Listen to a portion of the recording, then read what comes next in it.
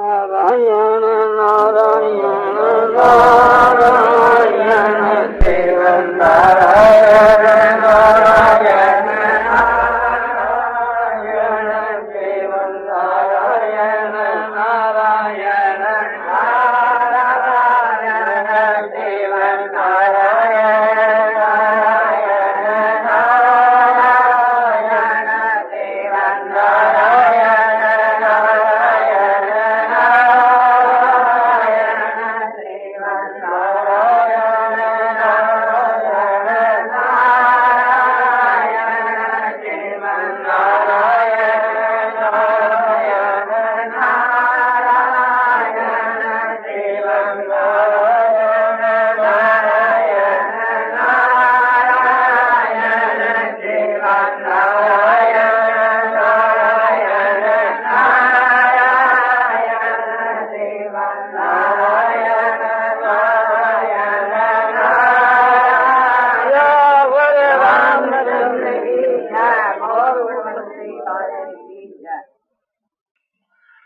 सतगुरु के योग कौन है इस विषय में बतलाया जाता है। गुरु का अर्थ होता है कि अंधकार को दूर करें। वो अंधकार को दूर वही पुरुष कर सकता है कि जिसका अंधकार दूर हो गया है। नहीं तो आजकल क्या हो रहा है कि भुल्ला ने मुल्ला समझावे वे भी भुल्ला डोले। जो खुद ज्ञानी होता है वही एक प्रकार से दूसरे को ज्ञान दे सकता है, और जिसके पास ज्ञान नहीं है वो दूसरों को ज्ञान क्या देगा। अष्टावक्र नाम के एक ऋषि हुए हैं जिसके पिता का नाम था कहोर। उसकी कथा महाभारत में तो दूसरी प्रकार की आती है, किंतु महाभारत के लक्षण ही करके मैं संक्षेप से आपको बतलाता हूं कि उसे अष्टावक्र ने यह बात सुनी कि राजा जो जनक बहुत से हुए, उनमें कोई एक जनक की बात है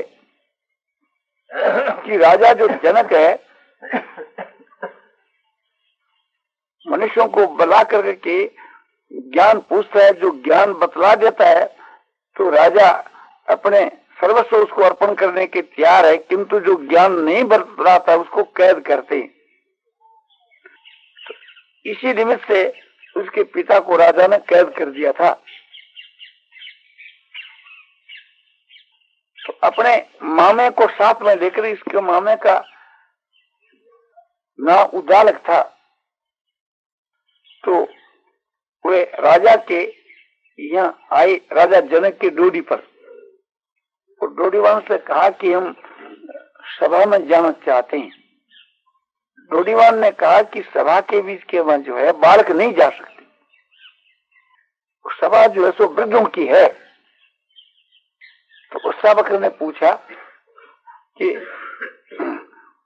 आयु में जो वृद्ध है उनकी सभा है कि ज्ञान में जो वृद्ध है उनकी सभा है।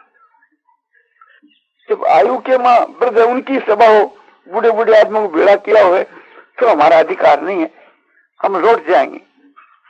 और यदि ज्ञानियों की सभा है और ज्ञान में बड़ा वही बड़ा है तो हम जा सकते हैं, आप इस विषय में हमारे से साथ कर लीजिए।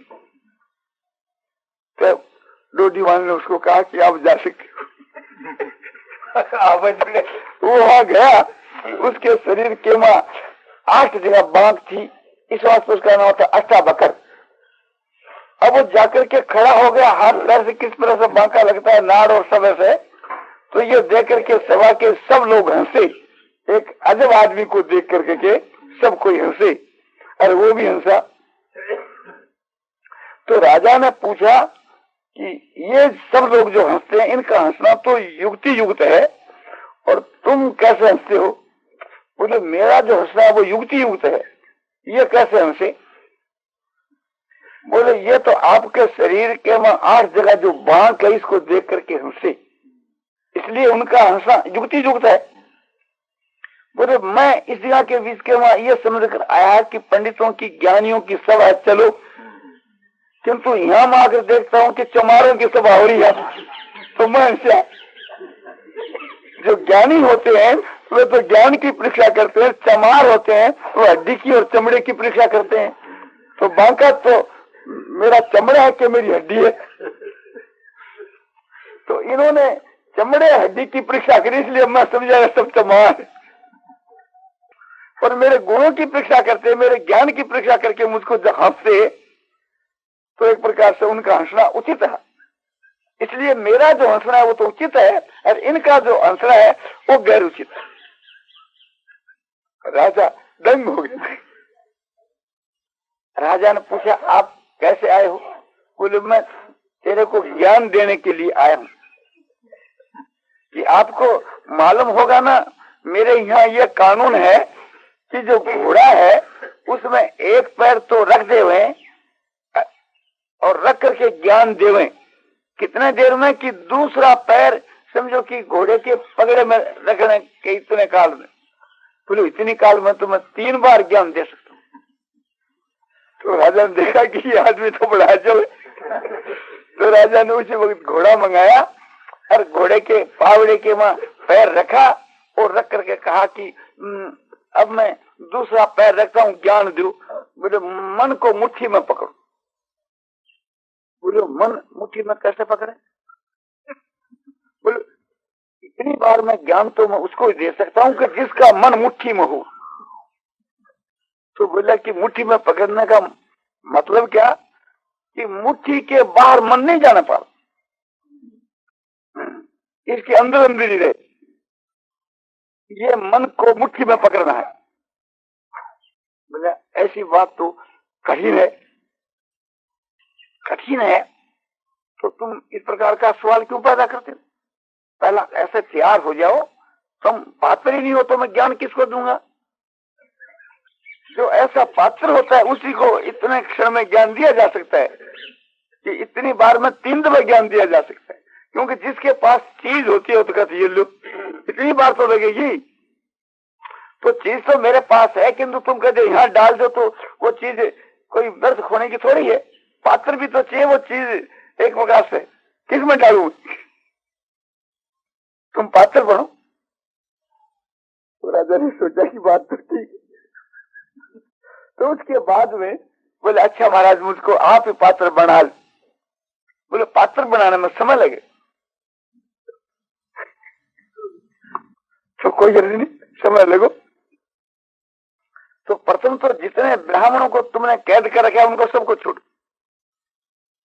क्यों कि भूल तो तुम्हारी और कायम करी उनकी भूल, तो यह अन्याय है। तो उन सब कैदियों को छुटाया और फिर राजा को उपदेश दिया। उस गीता का नाम अष्टावक्र गीता है। उसके बाद में राजा को ज्ञान हो गया कि जिनको पूर्ण ज्ञान हो, जो अपना अंधकार दूर कर चुका है, जो श्रोत्रिय ब्रह्मनिष्ठ है, भगवान ऐसे गुरु के पास जाकर शिक्षा लेने के लिए अर्जुन को गीता की 4 अध्याय के 34 श्लोक में कहते तद्विद्धि प्रणिपाते न परिप्रश्नेन सेव्या उपदेक्षन्ति ते ज्ञानं ज्ञानिनः तत्दर्शिनः। तत्माना उस ज्ञान को तुम विधि माने जान। किस प्रकार से जानू? साष्टांग नमस्कार करके। और किस प्रकार से जानू? कि उनकी सेवा करके। और किस प्रकार से जानू? कि प्रश्नोत्तर करके, निष्काम भाव से, निष्कपट भाव से, जिज्ञासु होकर के प्रश्नोत्तर करके। तो वे तत्वदर्शी ज्ञानी तेरे प्रति ज्ञान का उपदेश करेंगे। तत्वदर्शी ज्ञानी यानी श्रोत्रिय ब्रह्मनिष्ठ ज्ञानी।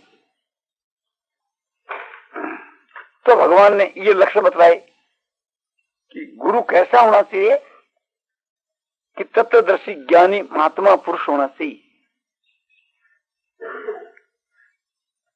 17 स्तंभ इन तीनों गुणों से अतीत होना चाहिए। और जो तीनों गुणों के साथ में मिला हुआ है वह दूसरे को गुणातीत नहीं बना सकता। जो देश से रहित है विदेही है वो दूसरे को विदेही बना सकता है। तो उस गुणातीत के कैसे लक्षण होते हैं ये भगवान ने गीता की 14 अध्याय में 22 के श्लोक से लेकर के 25 के श्लोक तक बतलाया, यानी 4 श्लोकों में। अर्जुन ने ये बात पूछी थी कि जो गुणातीत जो महात्मा जो पुरुष हैं उनके आचरण और उनके लक्षण आप मुझको बतलाई, ये अर्जुन ने प्रश्न किया था। इसके उत्तर के बीच के मां भगवान सो कहती प्रकाशं च प्रवृत्तिं च मोहमेव च पांडव न द्वेष्टि संप्रवृत्तानि न निवृत्तानि कांक्षति। जो गुणातीत जो पुरुष होते हैं उनके लिए भगवान कहते हैं कि प्रकाश और प्रवृत्ति और मोह ये पांडव इनके प्राप्त होने पर तो द्वेष नहीं करता है और इसके निवृत्त होने पर आकांक्षा नहीं करता। ये आकर के प्राप्त हो जावे तो उसे कोई द्वेष नहीं, आकर के प्राप्त हो जाओ तो हो जाओ, वो बुरा नहीं मानता, वो उससे कोई द्वेष नहीं करता। प्रकाश क्या कि शरीर के भीतर के बीच के वहां इंद्रियां मन इत्यादि में जो चेतनता आ जावे यानी जागृति हो जावे तो वो उससे अपने द्वेष नहीं करता, और जागृति की निवृत्ति हो जावे तो उसकी आकांक्षा नहीं करता। प्रवृत्ति माने एक प्रकार से चेष्टा, तो एक प्रकार से समझो कि न्याय युक्त कोई कार्य आकर के प्राप्त हो जावे तो वो उसे प्रवृत्ति मार्ग से डरता नहीं, और एक प्रकार से यदि आपने वो प्रवृत्ति के अभाव के वहां उसकी आकांक्षा नहीं करता। इसी प्रकार से निद्रा जो है, मोह जो मन इंद्रिया के बीच के वहां मोह हो जाए यानी आलस आने लगे, यानी जो प्रकाश की कमी हो जाए या प्रकाश से विलीन हो जावे, गाढ़ निद्रा आ जावे, तो ऐसी अवस्था के बीच के वहां उससे वो द्वेष नहीं करता, और निद्रा न आवे, आलस न आवे तो उसकी आकांक्षा भी नहीं करता। न तो वहां कोई ग्रहण है, न कोई वहां त्याग है, न वहां कोई राग है, न वहां कोई द्वेष है। ये गुण जो है एक प्रकार से अपने आप में बरत रहे। तत्वितु महाबाहु गुण कर्म विभागे हो गुणा गुणेशु वर्तन्ते इति मत्वा न सज्जति। भगवान ने गीता की 3 अध्याय के 28 के श्लोक में बताया है कि हे महाबाहु, तत्ववेता जो पुरुष है, गुण और कर्म के विभाग को जानने वाले जो महात्मा जो पुरुष हैं, वे क्या देख रहे हैं कि संसार में गुण ही गुणों में बरत रहे हैं। खुद अकर्ता होकर के एक प्रकार से दृष्टा साक्षी होकर के केवल देख रहा है कि जो कुछ संसार में क्रिया हो रही है गुण ही गुणों में से बरत रहे हैं। जैसे गंगा बह रही है तो एक प्रकार से थी हम लोग देखते हैं कि गंगा बह रही है, न तो उसे न कोई द्वेष बुद्धि होती है और न कोई एक प्रकार से ये बुद्धि होती है कि कोई इच्छा की बुद्धि होती है। जो कुछ गंगा बह रही है देख रहे हैं। इसी प्रकार से संसार के वहां जो भी कुछ हो रहा है वे दशा साक्षी होकर के देख रहे। तो एक तो ये बात माने प्रकाश क्या है, सतोगुण का कार्य है, और प्रवृत्ति क्या है कि रजोगुण का कार्य है, और मोह क्या है कि तमोगुण का कार्य है।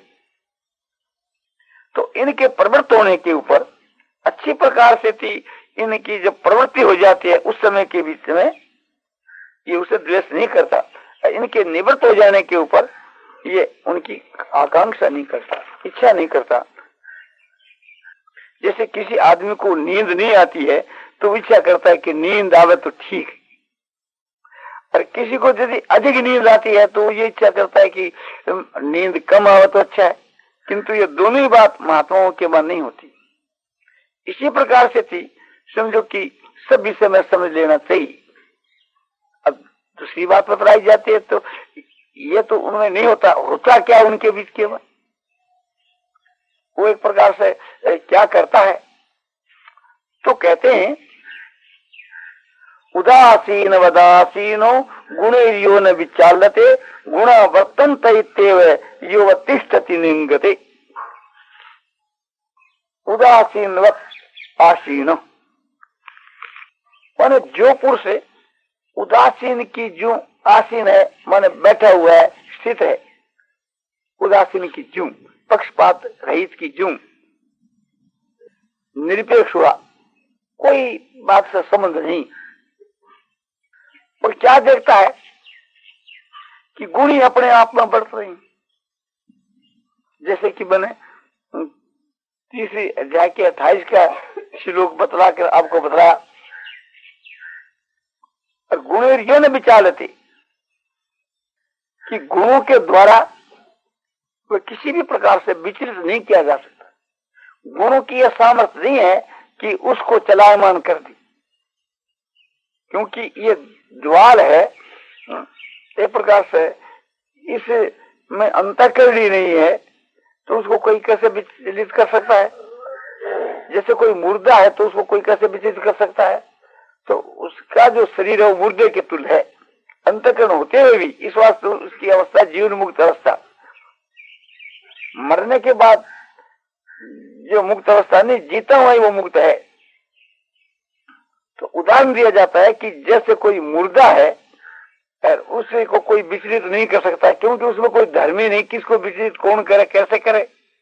इसी प्रकार से थी जो जीवन मुक्त महात्मा जो पुरुष है, उस शरीर का कोई मालिक होकर उस शरीर में नहीं रहता, इसलिए किसको कौन विचलित करे। तो ये बतलाया जाता है कि गुणों की सामर्थ्य नहीं, 17 स्तंभ 3 गुणों की सामर्थ्य नहीं, ये आकर के प्राप्त है तो वो विचलित नहीं होता। ये निवृत्त हो जाए तो उनमें कोई आकांक्षा नहीं करता, तो गुणों के द्वारा वे चलायमान नहीं होता। तो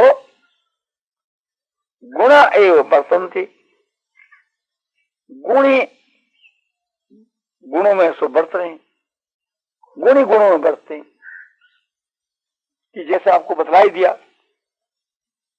तो इतिमान इस प्रकार से थी, समझ करके जो उस परमात्मा में स्थित है, यानी वो परमात्मा में अचल वो स्थिर रहता है, उस सतचित आनंद घन परमात्मा में सदा अचल स्थित रहता है, और वह खुद भी उस स्थिति से कभी विचलित नहीं होता।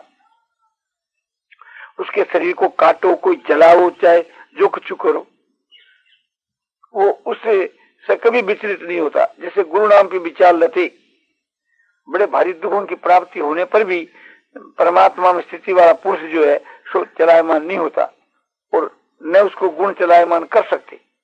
तो इसमें दोनों बात दिखलाई कि गुण उसको चलायमान कर नहीं सकते और वो खुद भी एक प्रकार से चलायमान नहीं होता। अमुक आदमी ऐसा एक यति पुरुष है कि उसको स्त्रियां विचलित नहीं कर सकती, और स्त्रियों को देख करके वो खुद भी विचलित नहीं होता। तो खुद भी चलायमान नहीं होता और दूसरे भी उसको विचलित नहीं कर सकते, जो गुणातीत पुरुष है। और उसके वहां समता रहती है, अटल समता रहती है। उसके मन में, बुद्धि में, सब जगह के वहां सम भाव शुभ विराजमान रहता है। ये उसकी प्रधान परीक्षा है कि उसके वहां विषमता का दोष नहीं आ सकता। विषमता के दोष को आजकल जैसे रूस वाले मानते हैं, वो विषमता नहीं, गीता की विषमता। विद्या बिना संपन्ने ब्राह्मणे गवि हस्तिनी सुनीते सपाके च पंडिता समदर्शिनो। गीता की 5वें अध्याय का ये 18 का श्लोक है। इसका ये भाव है कि विद्या बिना संपन्न ब्राह्मण में, गौ में, कुत्ते में, हाथी में, चंडाल में, इन सब में ज्ञानी महात्मा समदर्शी होते हैं। समदर्शी न कि समवर्ती। यथायोग जो व्यवहार है वे करते हुए समदर्शी रहते हैं। जैसे भगवान श्री राम सबके साथ के बीच के वहां यथायोग व्यवहार करते हुए समदर्शी हैं। जिसके लायक जो जैसा उसके साथ में वैसा ही व्यवहार करते हैं। अमित रूप प्रगटे क्षण माही और यथा योग मिले सब ही गुसाई। भगवान सामर्थ्यवान थे, उन्होंने अपरिमित मन अनेक रूप धारण कर लिए और सबसे एक साथ मिले यथा योग, जिसके लायक जो जैसा था। तो विद्या बिना संपन्न ब्राह्मणी गृहस्थिनी सुनीचे सोपाकी से पंडिता समदर्शी ने, विद्या बिना करके संपन्न जो ब्राह्मण, उसमें हाथी में, कुत्ते में, चंडाल में, इन सब में जिनका समभाव है। विद्या बिना संपन्न जो ब्राह्मण है वो तो सात्विक है, और गऊ जो है वो सतगुण रजोगुण दोनों मिले हुए उसमें। कि जाति से पशु होने से तो राजसी है, और पशुओं में सबसे श्रेष्ठ होने से सात्विक है। हस्तिनी हाथी जो है वो समझो कि राजसी है, राजाओं के सवारी के योग है, उसमें पशु होने के नाते उसमें तमोगुण भी है, तो रजोगुण प्रधान है, तमोगुण भी इसके वहां है। और कुत्ता जो चंडाल है ये एक प्रकार से तमोगुण है। तो सात्विक राजसी तामसी ये जो पदार्थ बतलाए गए, इन सब के वहां ज्ञानी महात्मा समदर्शी होते हैं, उनके वहां समभाव होता है। इस प्रकार से थी कि जैसे अपनी आत्मा में होता है, अपने शरीर में सबका होता है। जैसे आत्मा में न सर्वत्र समंग पश्यति अर्जुन सुखम आदिवा दुखम सहयोगी परमो मता। भगवान ने गीता की 6 अध्याय के 32 के श्लोक में बताया,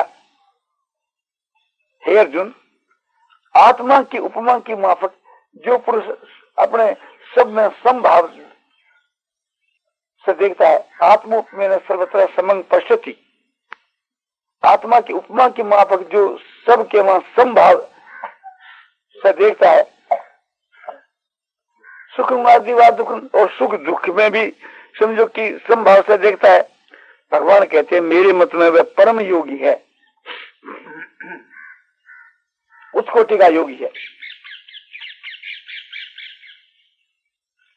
तो आप आत्मा में संभाव कैसे देखना कि ये जो हमारा शरीर है इसमें कहीं समझो कि खील गड़ोई जा तो दुख होता है, सूची जो है सुई उसको कहीं चबोया जा तो दुख होता है। कि सबके बीच के मां आत्म बुद्धि समान है, और सबके मां ममता बुद्धि है कि ये मेरा हाथ, ये मेरा पैर, ये मेरा मस्तक है, एकदम सब में समानता है। और सुख और दुख में भी समता है, सब जगह समान भाव से दुख होता है, समान भाव से सुख होता है। किसी भी समझो कि अनुकूल वस्तु का स्पर्श करते हैं, कहीं से स्पर्श करते हैं तो सुख प्रतीत होता है, प्रतिकूल का कहीं स्पर्श करते हैं दुख होता है। अग्नि जो है वो कहीं लगावे तो कहीं अग्नि को छुआ जो दुख होता है। तो सब जगह के बीच के वहां सुख और दुख समान है, और ममता भी समान है, और आत्म तो है, मान आत्म बुद्धि भी सबके बीच के वहां सारे शरीर में समान है, किंतु व्यवहार समान नहीं। व्यवहार सो यथा योग।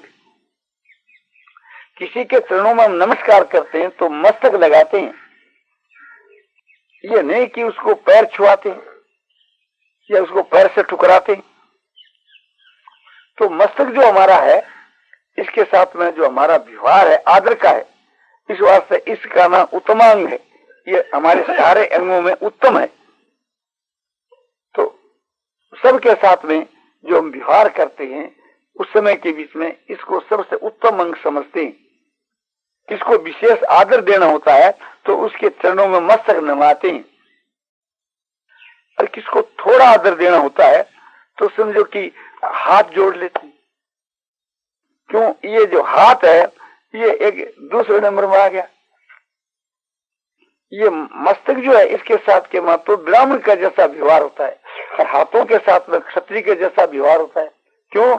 कि भगवान के मुख से ब्राह्मण उत्पन्न हुए और भुजाओं से क्षत्रिय उत्पन्न हुए, और फिर नीचा चला जाता है तो हमारी ये जांग है, इस के साथ में हमारा वैश्य के जैसा व्यवहार होता है कि जैसे कोई हमारे छोटे कायदे का लड़का आ गया और उसको हम आदर देते हैं तो झट उसको गोद में बैठाती, जंगा के ऊपर बैठाती, या हमारी जो स्त्री है तो उसको जंगा पर बैठाते हैं, या कोई हमारे से नीचे कायदा का होता है उसको जंगा के ऊपर उसको बैठाते हैं। तो इसका कायदा और तीसरे दर्जे चला गया, क्योंकि वैश्य जो है वो जंगा से, भगवान की जंगा से उत्पन्न हुए। और कोई एक प्रकार से थी और भी समझो कि नीचे कायदे का है कि वो हमारा पैर छूना चाहे तो हर एक से हम एक प्रकार से नहीं छूने देते, इसलिए कि भाई ये नीचे दर्जे की चीज है, तो दूसरे ऊंचे दर्जे वाले आदमी को कैसे छूने देवें।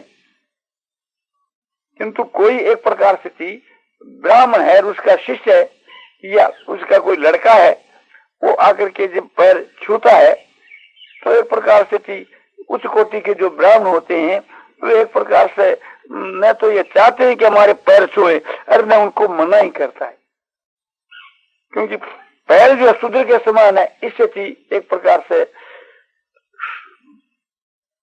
भगवान के चरणों से शूद्र उत्पन्न हुए तो उसका कायदा और भी नीचा है। और किसी का भूल से पैर लग जाता है तो हाथ जोड़कर सूद माफ मांगते हैं कि हमारी गलती हो। और जो हमारी मलेच्छ इंद्रिय है, अछूत इंद्रियां जैसे उपस्थ और गुदा, एक प्रकार से वहां हमारा भी हाथ लग जाए तो हम उसको धोकर साफ करते, हमारा ही अंग है। किंतु जब कटाने का काम पड़े तो ये नहीं कि एक उसे वो मलेच्छ इंद्रिय हमारी उसको काट डालो, उस वक्त के वहां सबसे बढ़कर प्रेम हमारा वहां। तो व्यवहार के मां तो भेद है, किंतु प्रेम में भेद नहीं, ममता में भेद नहीं और आत्मता में भेद नहीं, सब आत्म बुद्धि है। इसी प्रकार से विद्या विनय संपन्न जो ब्राह्मण है, गऊ है, कुत्ता है, हाथी है, चंडाल है, इन सब के मां समभाव होता है। तो सबके मां प्रेम समान है, सबका हित चाहते हैं और सब में आत्म बुद्धि है कि सब मेरी आत्मा ही है, और व्यवहार उनके साथ में यथायोग करते हैं। अब दूध पीने की इच्छा है तो गाय का दूध पिया जाता है, नहीं कि कुतिया का दूध पिया जाए। यदि असवारी करनी पड़ती है तो गाय पर नहीं चढ़ते, हाथी पर ही चढ़ते हैं। जब कोई उत्तम दर्जे का घर के बीच में समझो कि कर्म कराया जाए, अनुष्ठान कराया जाए, होम कराया जाए एक प्रकार से, तो फिर ब्राह्मण को ही बुलाकर कराते हैं, ये नहीं कि चंडाल को बुलाकर करा लो।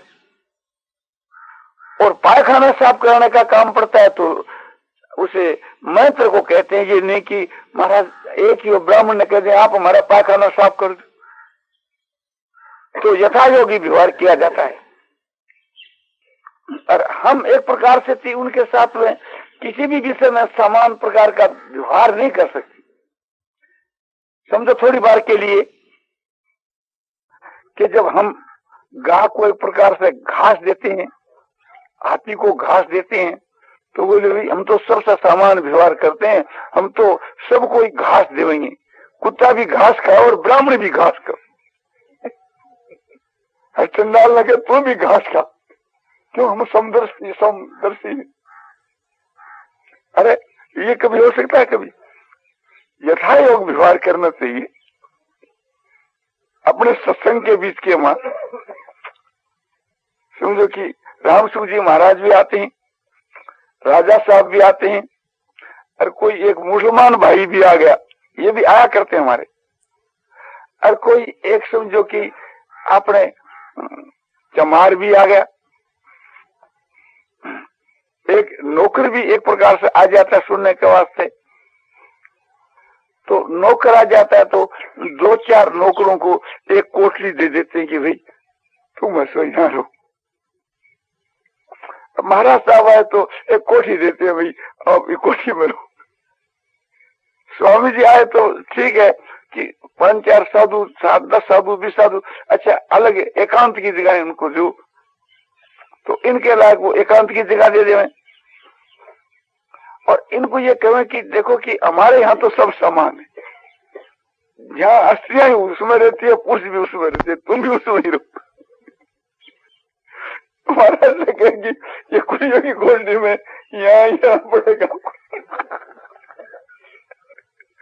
तो महाराज साहब समझे कि भी ऐसी समता में हमारा निर्भाव नहीं होगा। तो इसका नाम समता नहीं है।